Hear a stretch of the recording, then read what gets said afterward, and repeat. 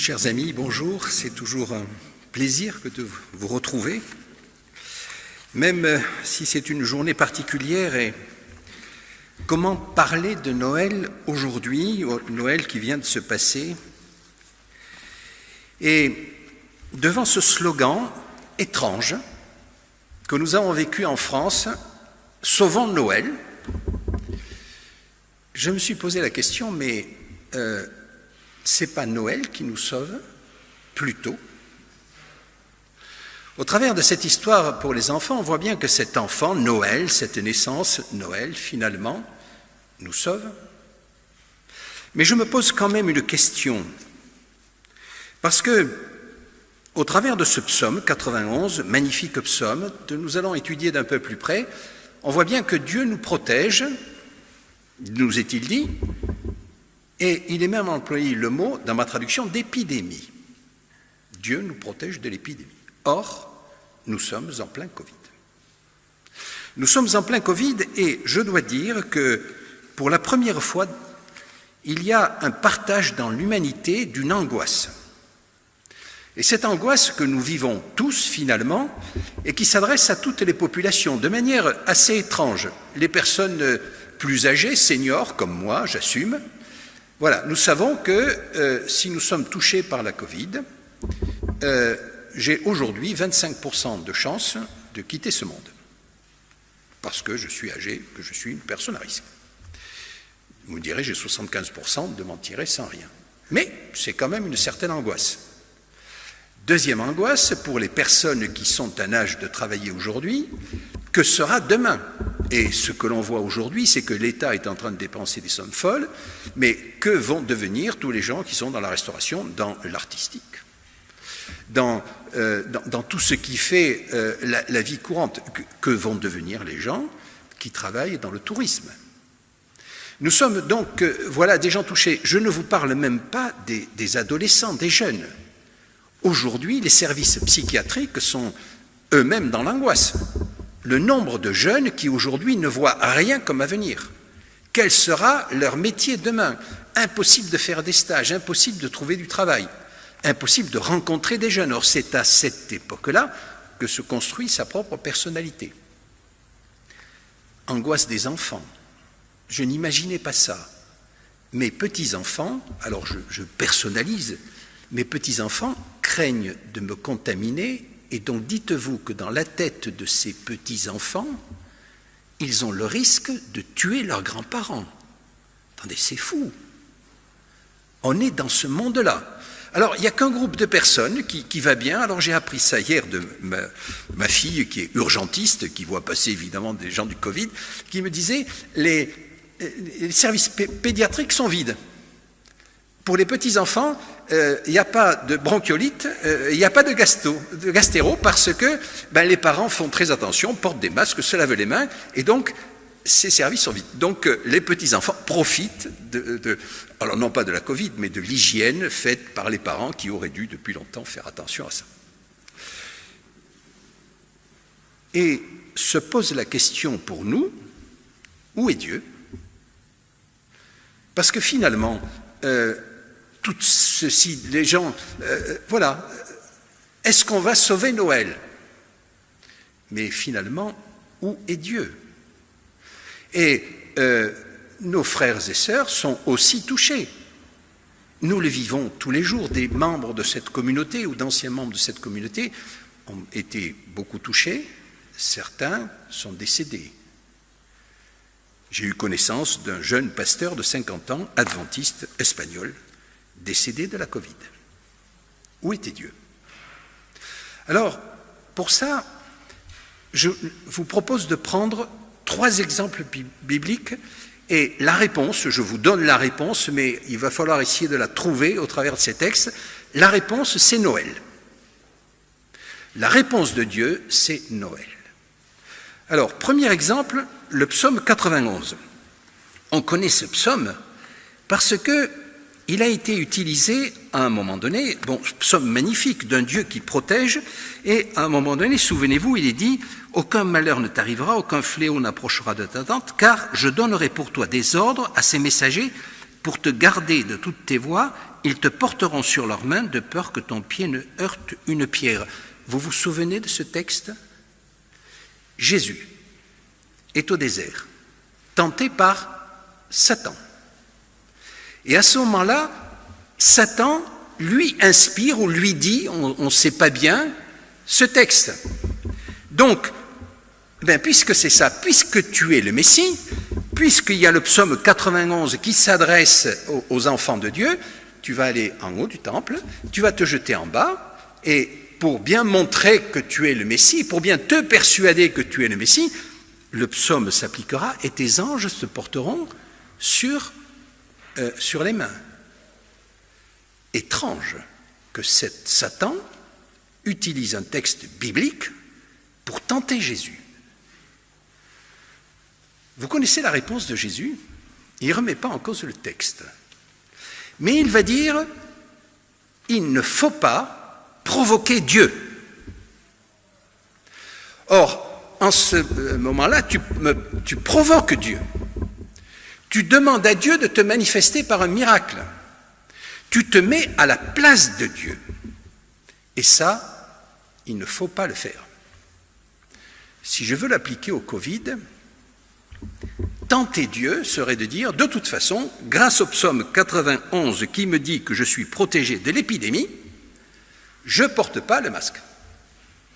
Alors, je ne le porte pas parce que sinon vous ne m'entendriez pas, mais vous remarquez que vous le portez tous et c'est très bien, et lorsque j'aurai fini la prédication, je reprendrai le masque.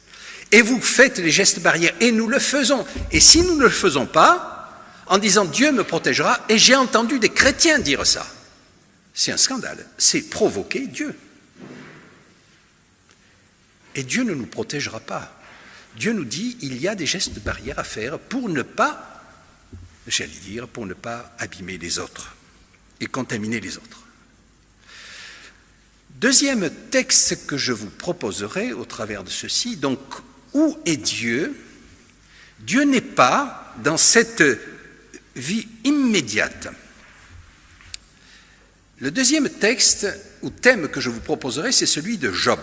Vous connaissez l'histoire de cet homme, un homme pieux, un homme intègre, un homme que l'on peut qualifier de bon, peut-être, mais qui est intègre devant Dieu. Et à un moment donné, un discours assez étrange au tout début du livre de Job, où on voit Satan qui vient s'adresser à Dieu en lui disant « Mais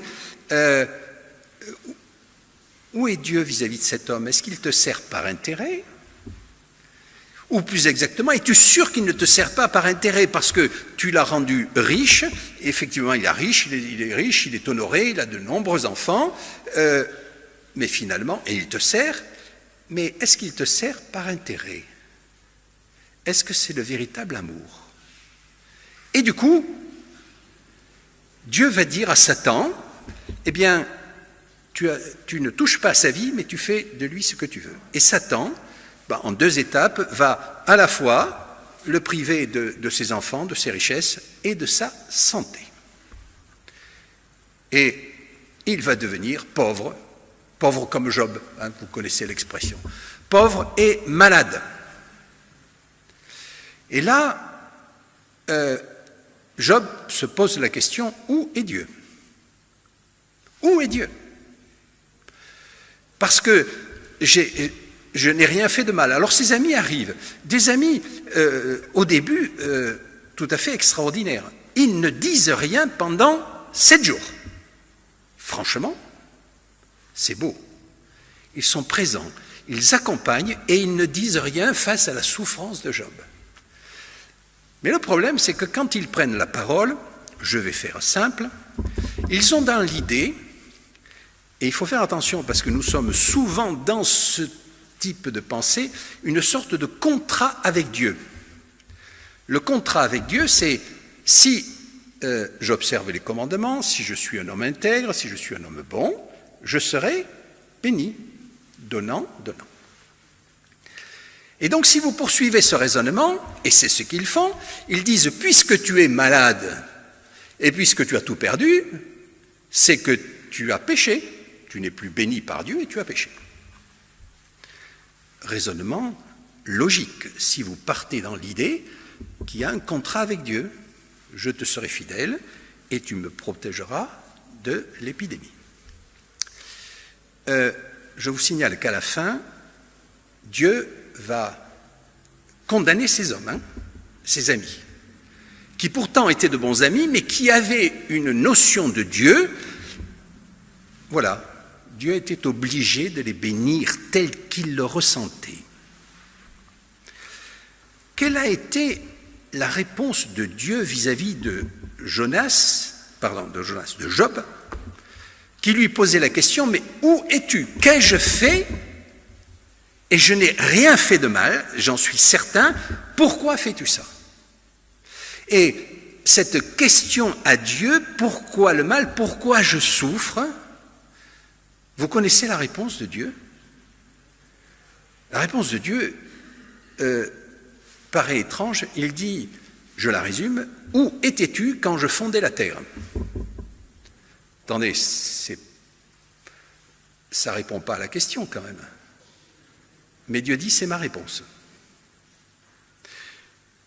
Pourquoi je suis malade? Question de Dieu, où étais-tu quand je fondais la terre?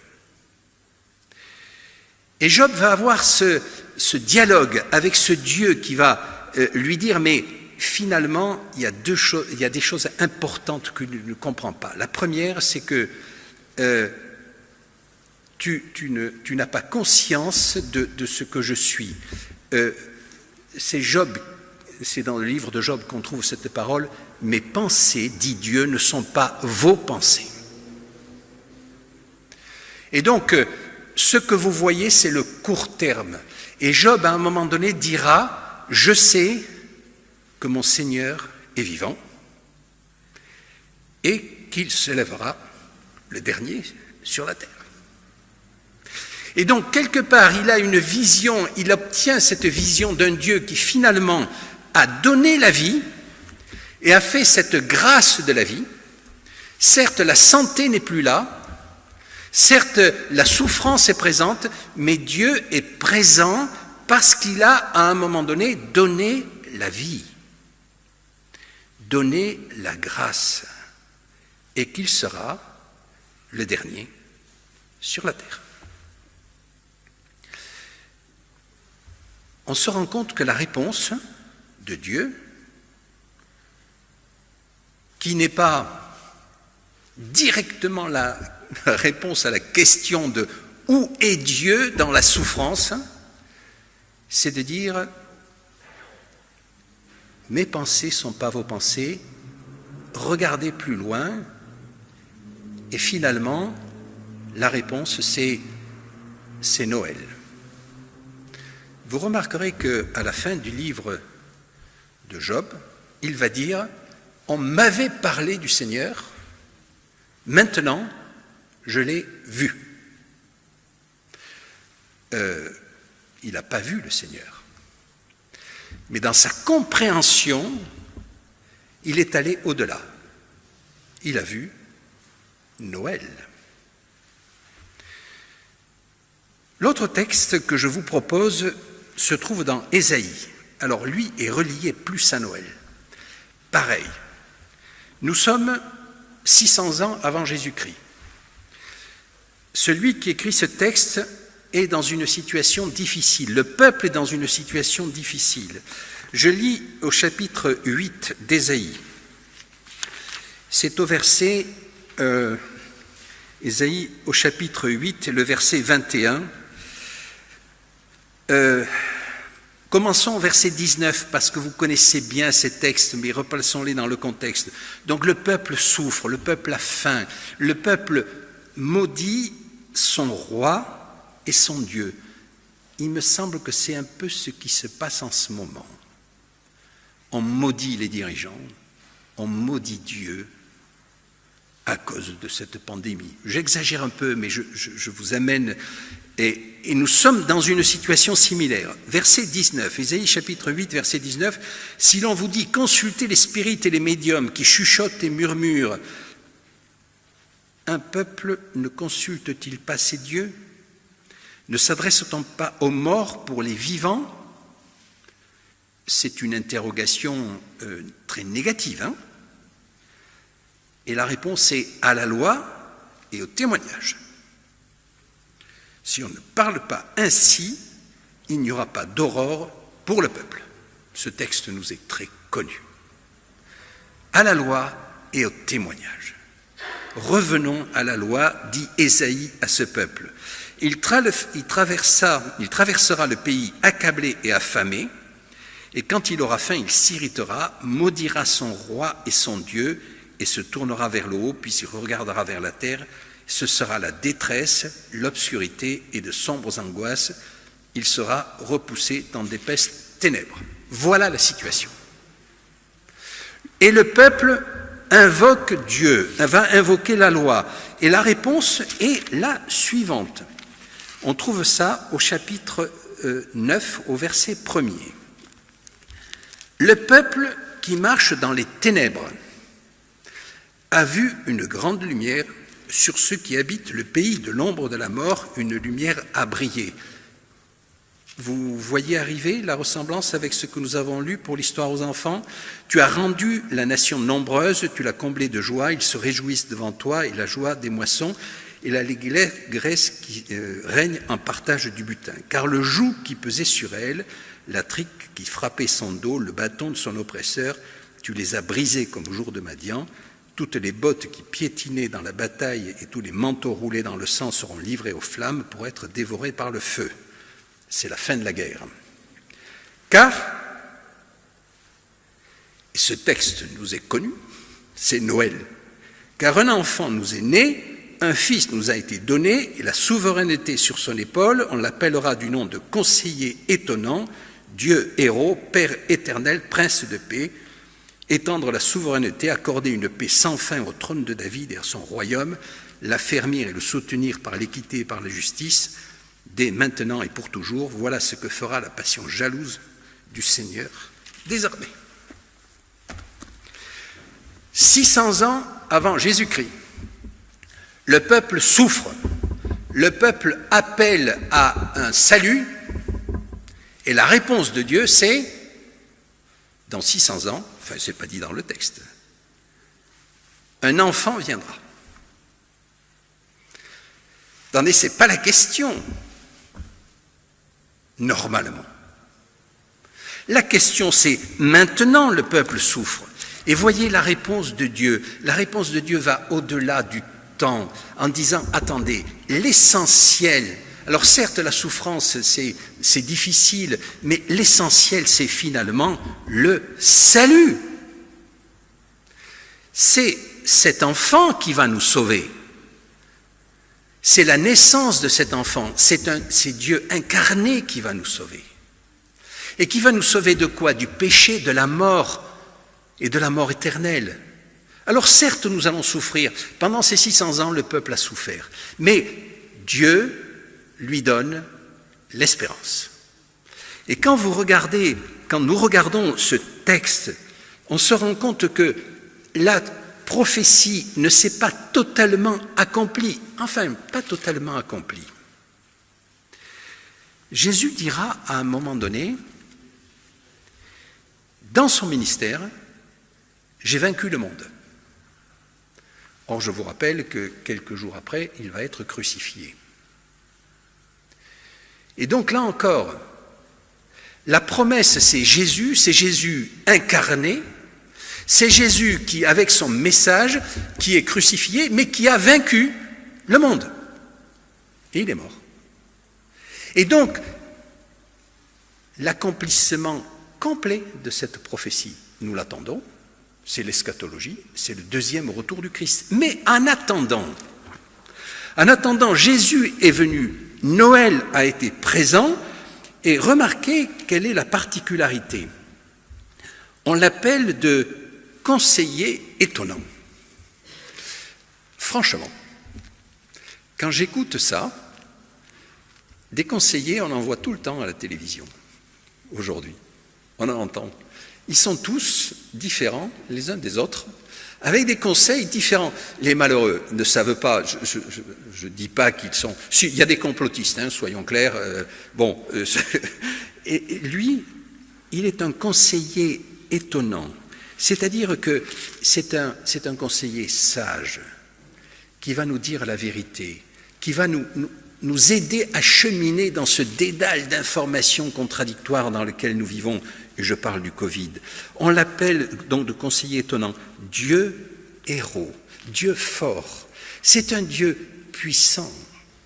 Alors certes, on peut dire qu'aujourd'hui, le monde n'est pas guéri de la Covid, ça c'est sûr. Mais ce Dieu puissant a eu la capacité de nous délivrer du mal, de l'emprise de Satan sur le monde. Il a vaincu. Nous sommes victorieux. Il nous l'a dit. Et donc, n'ayez pas d'angoisse sur le futur. Dieu puissant, Père éternel. Attendez, là je vois l'humour de Dieu, quand même. Il nous parle d'un enfant nous est né, et cet enfant nous est né, on l'appelle Père. C'est rigolo quand même, non? Et on voit bien, si vous voulez, que Dieu est en train de nous dire, oui, un enfant nous est né, c'est-à-dire Noël est venu. Mais en même temps, c'est lui le Père éternel, c'est-à-dire qu'il est Dieu. Parce que le terme éternel ne s'applique qu'à Dieu lui-même, Prince de la paix. C'est Jésus. Et c'est ça le message de Noël. Et c'est ça qui nous sauve. Où est Dieu? Dieu est en Jésus. Et donc, il n'est pas dans les hommes, il n'est pas dans ses conseillers, il n'est pas dans ces rois qui se croient puissants et dont le pouvoir s'arrête à un moment donné. Il est en Jésus-Christ. Il va étendre sa souveraineté et accéder à une paix sans fin au trône de David. La paix sans fin n'est pas encore arrivée. L'enfant est né, mais la prophétie doit encore s'accomplir. Et l'affermir pour maintenant et pour toujours, voici ce que fera la passion jalouse du Seigneur des armées. Je trouve que c'est toujours étonnant de voir la réponse de Dieu. Cette réponse de Dieu, nous l'attendons de manière immédiate. S'il te plaît, fais ça, fais ça, fais ça. Dieu nous dit, mais réfléchis bien, est-ce bien sage de faire ça maintenant? Un jour, un auteur disait, oui, mais si Dieu intervenait quand même, pourquoi il n'intervient pas? J'ai envie de vous dire, le jour où il intervient, ça fait drôle. Les fois où il est intervenu, ça fait, au jour du jugement, il interviendra. Ne demandons pas trop rapidement son intervention, dans le sens où nous l'imaginons.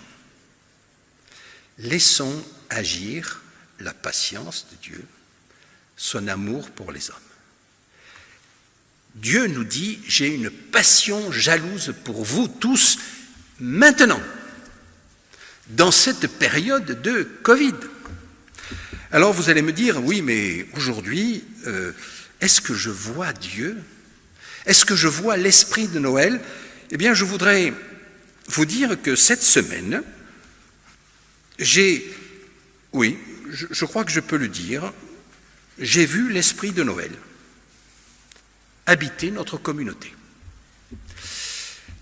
Alors, et je pense que je ne tire pas les choses trop loin.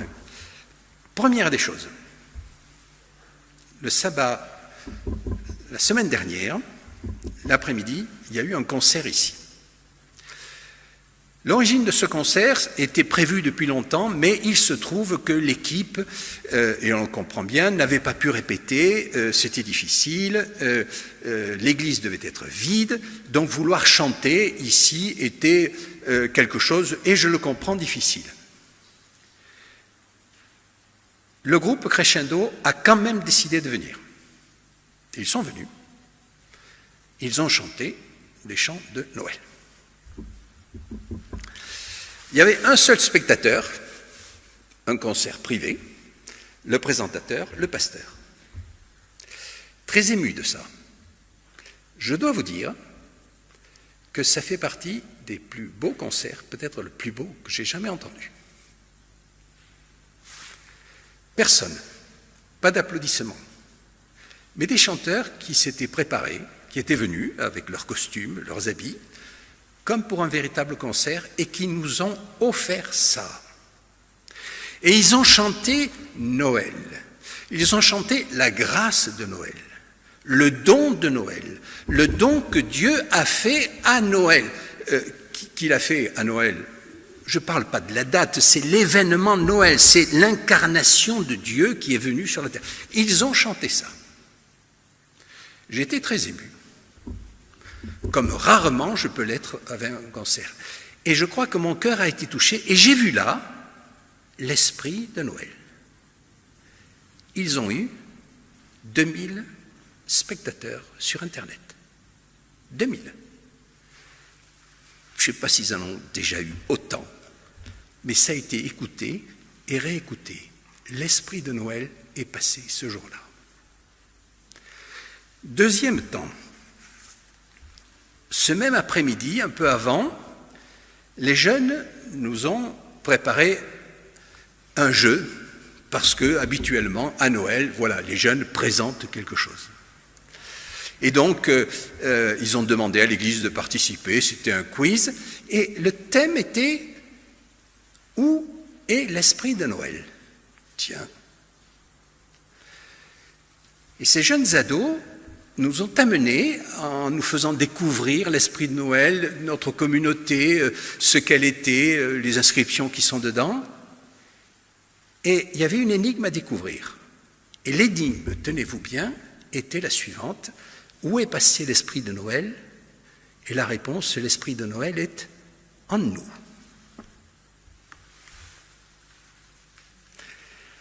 Attendez que des jeunes qui souffrent énormément de cette, de cette pandémie soient capables à un moment donné de penser aussi profond. Parce que c'est bien ça l'esprit de Noël. C'est Jésus qui est venu, mais c'est Jésus en nous aussi, l'esprit de Noël. C'est pas ailleurs, c'est nous qui portons l'esprit de Noël. C'est nous qui témoignons de cet esprit de Noël. Et ils nous ont dit tout simplement, Noël, c'est en nous. On ne sauve pas Noël, c'est Noël qui nous sauve. Jésus en nous. Je crois qu'ils ont été touchés par la grâce et là aussi, comme le concert précédent, comme crescendo, peut-être sans s'en rendre compte au départ, mais franchement, je l'ai reçu comme une manifestation de l'esprit de Noël. Le lendemain, le dimanche, j'étais là pour travailler, je vais vous expliquer. Voilà, avec une équipe, nous avons installé, dans le courant, à partir de dimanche, nous avons installé ce chauffage de l'église. Nos frères sont venus travailler ici, je tiens à les remercier personnellement. Pendant une partie de la semaine, on a reçu les lustres, on est venu les raccorder. Et pourquoi ont-ils fait ça? Sinon pour que l'Église puisse se réunir et que vous, ce matin et les autres jours, vous puissiez vous retrouver chauffés dans des conditions décentes, toujours par rapport au Covid. Parce qu'actuellement, le chauffage, vous le savez, je vous l'ai dit, se faisait par circulation d'air chaud, chauffé avec du fioul, pas écologique, coûteux, chauffer de l'air qui finalement monte et ne nous chauffe pas beaucoup, et pour que l'Église puisse demeurer ici vivante, parce qu'un certain nombre de frères et sœurs nous ont dit, tant qu'il fera froid à l'Église, on ne viendra pas. Eh bien, pour eux, dans un esprit de don pour les autres, ces frères sont venus bénévolement. Voilà, quand je les ai vus monter à l'échafaudage, ça fait 11 mètres là-haut, 11 mètres 60 pour être précis. Il a fallu accrocher les lustres, il a fallu passer les câbles sur les côtés. Pour vous, j'allais dire, pour leurs frères et sœurs, l'esprit de Noël. C'était la semaine dernière, et ce dimanche-là, alors que j'étais ici en train de faire des raccordements électriques, je vois des jeunes qui sont partis et qui sont revenus. Et quand il fait, ils sont allés faire des maraudes pour aller apporter une aide alimentaire aux personnes en difficulté. C'était avant Noël. Là aussi, je me suis dit, voilà des gens, des jeunes, de notre communauté autour de nous, qui ont manifesté l'esprit de Noël. Donc Noël, attendez, oui, il y a le Covid, oui, ça peut être l'angoisse, mais voilà comment un certain nombre d'entre nous et j'ai vu là l'esprit de Noël, comme je vois l'esprit de Noël au travers de ce que vous faites, vous avez fait en ce moment, parce que je sais que vous avez appelé vos amis, votre famille, vos contacts. Vous ne pouvez pas forcément les rencontrer, mais par le contact que vous avez téléphonique, vous avez manifesté votre sympathie, votre joie d'appartenir à la même communauté. Oui, l'esprit de Noël existe. Nous ne sauvons pas Noël. Nous sommes sauvés par Noël. Et où est Dieu? Eh bien, je crois que, voilà, Dieu était avec Crescendo, Dieu était avec ses jeunes, Dieu était avec ceux qui distribuaient, Dieu était avec ceux qui servaient dans l'Église. Dieu était avec vous qui également participez à cet échange. Le nombre de personnes qui me disent quand bien, le aujourd'hui, comment allez-vous? Franchement, il a un autre sens qu'il y a un an. Il y a un an, comment allez-vous? Bonjour frère, comment allez-vous? Bonjour frère, comment allez-vous? Aujourd'hui, c'est comment vas-tu? Tu tousses pas? T'es pas malade? Comment vont les tiens? Comment vont ceux qui sont à côté de toi? Donc, on est en train de retrouver cette convivialité, de manière certes difficile. Alors, Job dira, je vous l'ai dit, on m'avait parlé de toi, mais maintenant, j'ai vu ton salut. Dans le psaume 91, si vous avez remarqué, à la fin, psaume 91, verset 16, « Je le rassasierai de la longueur des jours, je lui ferai voir mon salut. » Je lui ferai voir mon salut. Nous n'avons pas vu Jésus. Moi, je n'ai pas vu Jésus, mais j'ai vu l'esprit de Noël. Je l'ai vu, de mes yeux vus. Alors, maintenant, en terminant, dans cet esprit de Noël, ne promettez pas l'imminence du second retour du Christ. Là aussi, ça fait partie des choses sur lesquelles je me bats. Ne dites pas « Christ revient bientôt ». Attention à ce que nous disons. Le temps de Dieu n'est pas le temps des hommes.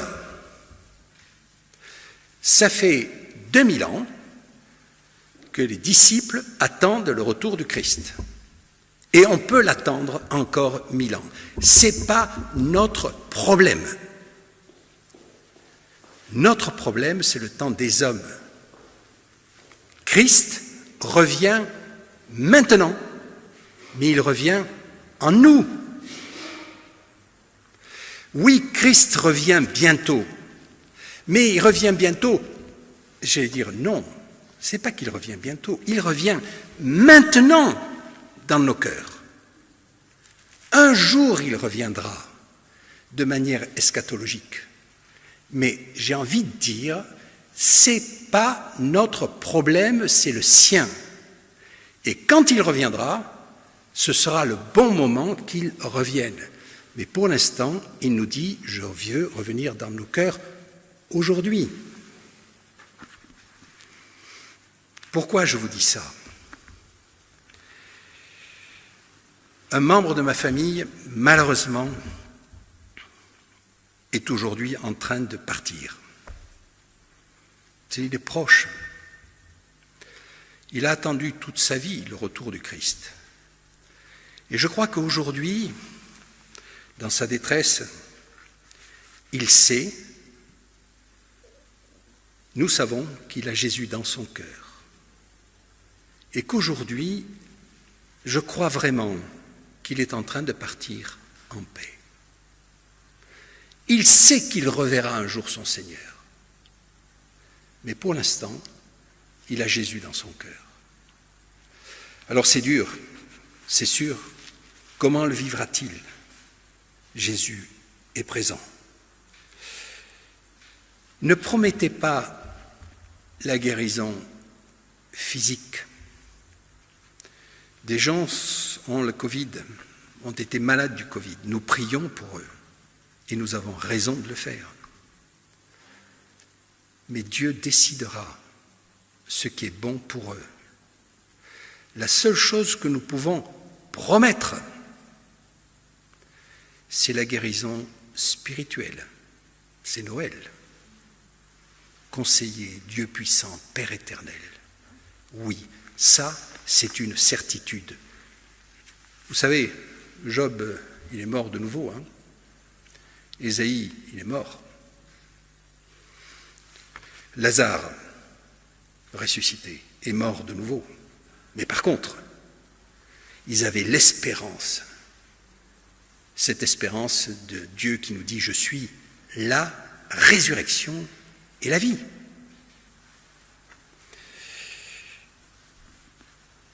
Je vous propose de terminer cette histoire de Noël, finalement, la réponse de Dieu à nos questionnements, Noël.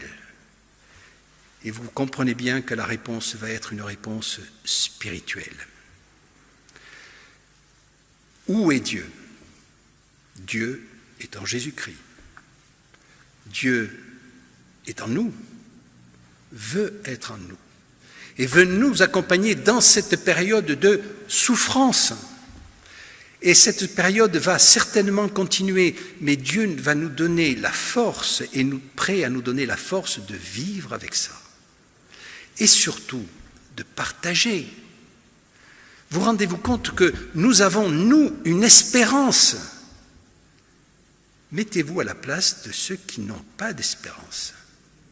C'est désespérant, la situation actuelle. Mais nous avons cette espérance. Comment ça se terminera? La seule chose que l'on sait, c'est qu'à un moment donné, Jésus va revenir. Et qu'en attendant, il nous accompagne. Et du coup, je crois à cette promesse que je vous citais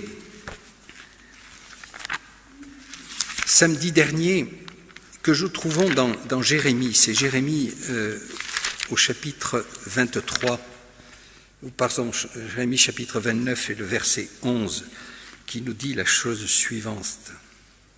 « Je connais, moi, les plans que je prépare à votre intention. » Déclaration du Seigneur, c'est pas rien.